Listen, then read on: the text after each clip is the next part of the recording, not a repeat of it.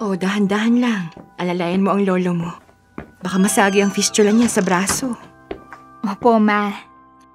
Oh, sige, matulog ka na. Papasok na rin ako sa kwarto. Oh, Han. Nandito ka na pala. Kanina ka pa? Hindi naman. Kauuwi ko lang din. Ginabi na yata kayo. Traffic ba? Hindi. Medyo natagalan lang sa dialysis ni Papa.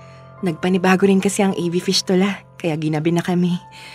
Ay, grabe, nakakapagod. Buong araw yata ako kumikilos. Ako naman, buong araw nagmamaneho. Hindi ba kayo nag-stop over? Nagsa-stop over naman. Sadyang may hahabulin lang na oras pero pag na-deliver naman ng mga produkto, pwede na kami magpahinga ng mas matagal sa lugar na nais namin. Hanggat hindi pa kami pinapabalik. Buti naman kung ganun. Magpalit ka nga ng damit. Basa na ng pawis yan, oh. Sige. Oh, teka. Ano yan? Bakit may maliit na sugat sa likod mo? Na-aksidente ka ba? Wala yan. Matagal na yan. Matagal? Parang sariwa pa nga. Basta. Huwag mo na lang pansinin. May iniinom naman akong gamot. Ha? Anong gamot? Wala nga. Oh, siya. Magbihis ka na nga. Ayoko. Mamaya na lang. Yung bango naman ng misis ko. Parang nagpapahiwatig na. Tumigil ka nga. Ayoko na muna. Isa pa, pagod ako. Dali na, love. Pagod din naman ako, pero syempre, ito yung energizer ko. Itulog mo na lang yan para magkalakas ka. Ito naman. Bakit ba nagpapa-hard to get ka na naman? Love, ano ba? Ayoko nga. Ay, bakit ka ba tumatanggi? Minsan na nga lang ako umuwi. Hindi mo pa ako pinagbibigyan. Masakit nga kasi. Ano ba yung masakit? Palagi mo na lang yung sinasabi tuwing nagyayaya ako eh. Hindi ko naman naiintindihan kung ano yung tinutukoy mo. Dito, sa tuwing may nangyayari sa atin, umahapdi yung ari ko. Hindi ko nga alam kung bakit. Yun lang naman pala. Love, seryoso ako. Masakit talaga tapos napapansin ko may lumalabas ding dugo. At vaginal fluid na medyo masangsang ang amoy. Normal lang naman sa inyo na duguin, diba? Love, iba to. Dahil kahit hindi ko naman buwan ng dalaw, dinutugo ako. Love, intindihin mo naman. Minsan lang ako tumanggi sa gusto mo, diba? Kakainis. Minsan na nga lang magyaya, tatanggihan ka pa. Hindi naman kasi sa ayaw ko. Iba lang talaga yung sakit. Ang nasa isip ko nga baka maaga akong mamimenopause. Oo na. Sige na, matulog na tayo. Nakakawalang gana. Ay, pasensya ka na. Hindi ko lang talaga kaya yung sakit na nararamdaman ko. Oo na, sige na.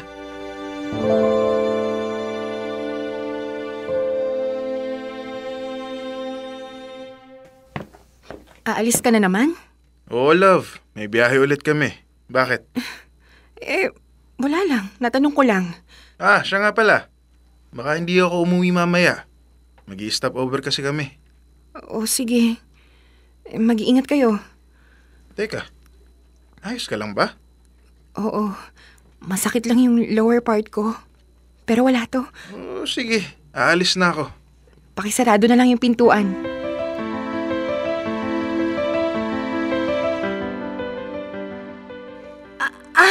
Ang sakit talaga. Umaabot na rin yung pananakit hanggang sa balakang. Ano kaya to? Ma, ayos ka lang ba? Medyo iba talaga ang pakiramdam ko. Ma, magpa-check up ka na kaya? Baka mamaya kung ano na yan. Hindi na. Ilalaan ko na lang yung pera sa dialysis ng lolo mo. Kaya ko namang sigurong tiisin to. Namimilipit ka na dyan, oh. Huwag ka mag-alala. Baka bukas, wala na to.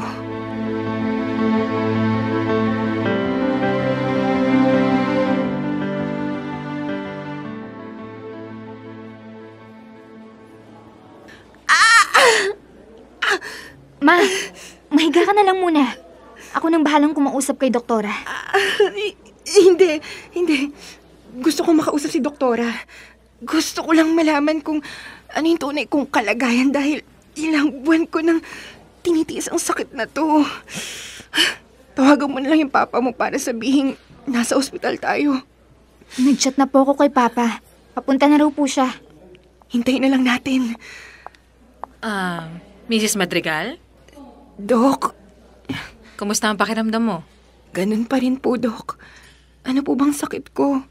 Menopausal ba ang dahilan kaya ganito ang pakiramdam ko? Pero bakit po may mga naglalabas ang warts o rashes sa katawan ko? Hindi ko po maintindihan. Mrs. Madrigal, I hope you don't mind but pwede bang malaman kung nagkaroon kayo ng sexual intercourse sa ibang tao? Ang asawa ko lang ang nakasiping ko. Bakit po? May kinalaman po ba yun sa nararamdaman ko? Tatapatin ko na po kayo. Hindi po maganda ang resulta ng mga test na ginawa natin. Napag-alaman namin sa pap smear test na meron kang cancerous cells sa inyong matres o yung tinatawag nating cervical cancer. Cervical cancer? Ito ay sanhi ng isang virus na tinatawag nating human papillomavirus o HPV. Isa itong sexually transmitted disease and in your case, the unusual vaginal bleeding na nararanasan nyo sa matagal na panahon ay dahil sa cancer na ito. Kaya po ba nagkaroon ako ng mga warts sa katawan ko dahil sa cancer? And about that, meron pa po tayong isang problema. Mrs. Madrigal, you are also HIV positive. Huh? Kaya po ako nagtanong kung meron pa kayong ibang nakatalik dahil katulad ng HPV ay naipapasa rin ang sakit na ito. And if left untreated, it can progress and turn into AIDS.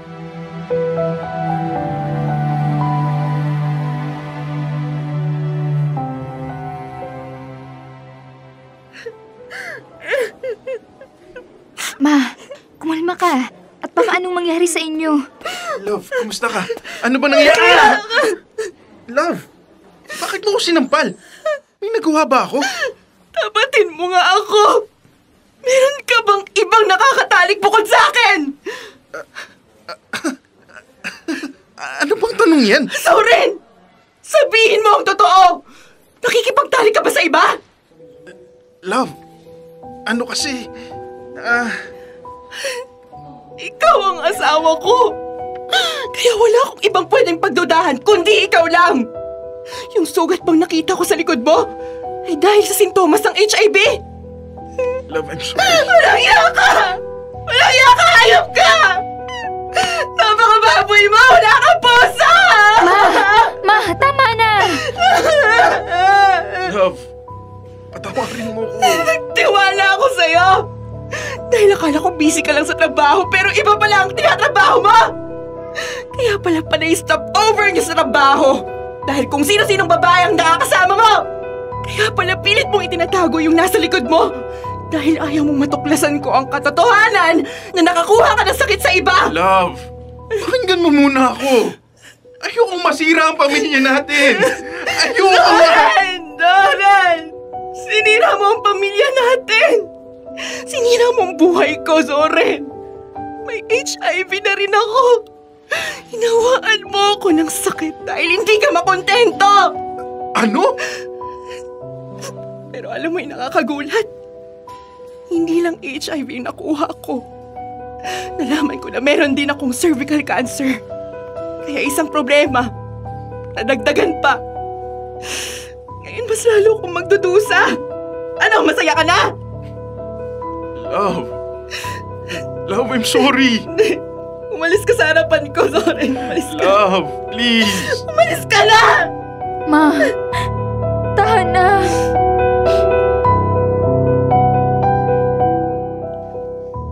Dear love, akala namin malala na ang lagay ni Lolo dahil sa chronic kidney disease. Pero hindi namin alam na mas malala pa pala ang kalagayan ni Mama.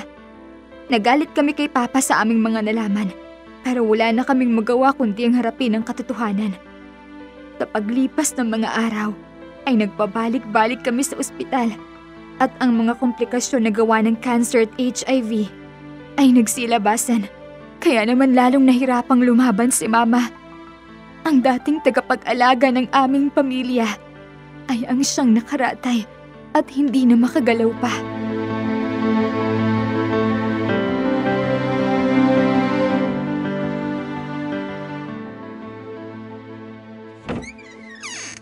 Pasok ka pa.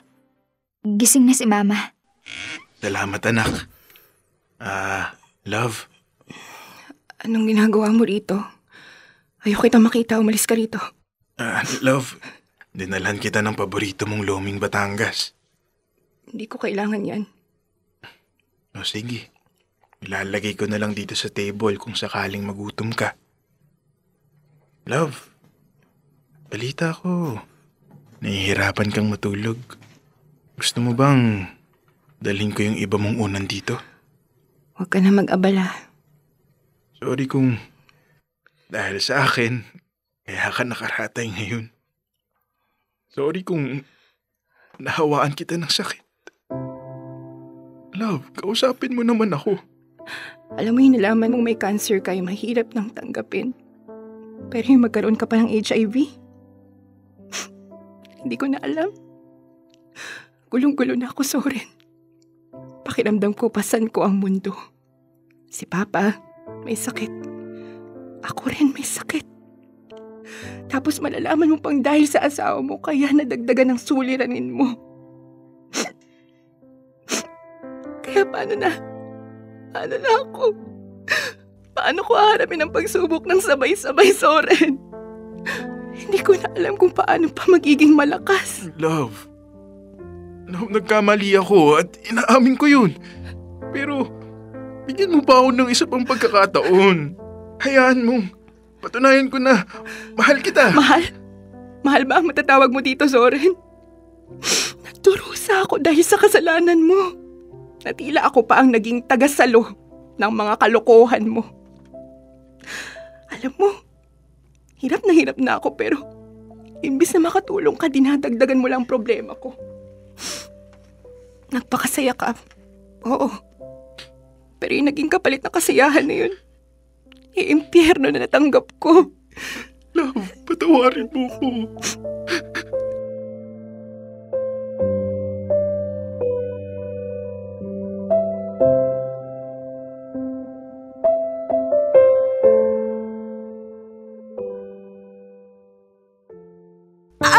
Ang sakit! Anak, saan naman sakit? Nakainom ka na ba ng gamot? Sobrang sakit ng lower body ko! Jenna! Tawagin mo si Doc! Sabihin mo, hindi na kinakaya ng mama mo ang sakit. Opo, La. Anak, konting test na lang, okay? Ang sakit! Anak? Anak. Panahirapan na ako. Sobra na yung sakit, hindi ko na kaya. Anak, kumabal ka. Diba? Palagi mo yung sinasabi sa akin. Ngayon ako naman ang makikiusap sa'yo. Labanan mo ang sakit mo tulad ng paglaban mo para sa amin. Naniniwala akong mas malakas ka kaysa sa sakit na to.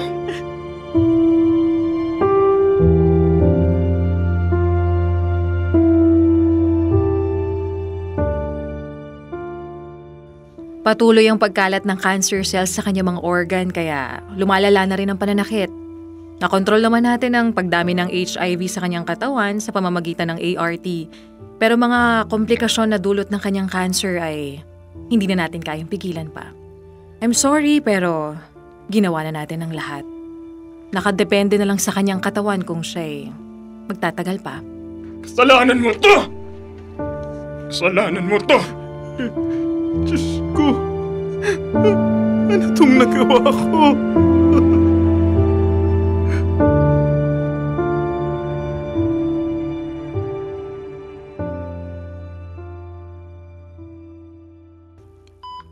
Sa mga nalaman ko, ay labis akong nasaktan at nagalit. Pero sino ba ako para hindi magpatawad? Alam kong tao ka lang na nagkakamali at handang magbago. Pero love, alam kong hindi na ako magtatagal pa. Kaya may papakiusap sana ako. Ikaw nang bahala sa lahat. Alam kong hindi mo sila pababayaan. Huwag mo ning hayaang daigin ka ng sakit tulad na nangyari sa akin. Mamuhay ka ng normal kasama ng anak natin. Love. Huwag ka namang magsalita ng ganyan. Gagaling ka. Babawi pa ako, di ba? Magsasama pa tayo ng matagal. Love. Alam mong nagsisisi ako at hindi ko na yun uulitin pa, pangako. Kaya magpakatatag ka. Lakasan mo ang loob mo. Kahit para sa kanila na lang. Ma, lumaban ka. Gustuhin ko man pero hindi ko na kaya. Naniniwala akong may pag-asa pa akong gumaling pero sinasabi rin ng katawan kong sumuko na. Kaya patawarin niyo ako. Dahil hindi ko na kayo kayang samahan pa hanggang dulo. Mama! Palagi niyong tatandaan na mahal ko kayo.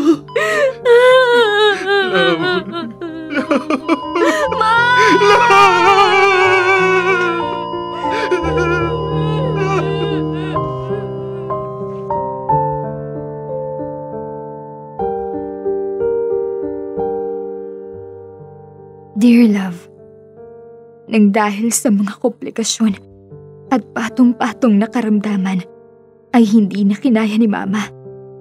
Kaya naman sa harap ni Papa ay binawian siya ng buhay. Magmula noon ay hindi na nag-asawa pa si Papa. Paulit-ulit niyang sinisisi ang sarili sa pagkawala ni Mama. Tunay ngang nasa huli ang pagsisisi. Nagkapatawaran man sila ni Mama sa huli, pero ang buhay na napinsala dulot ng nakakahawang sakit ay hindi na maibabalik pa. At ang pagkakamaling yun ay mananatili at hindi na mabubura pa.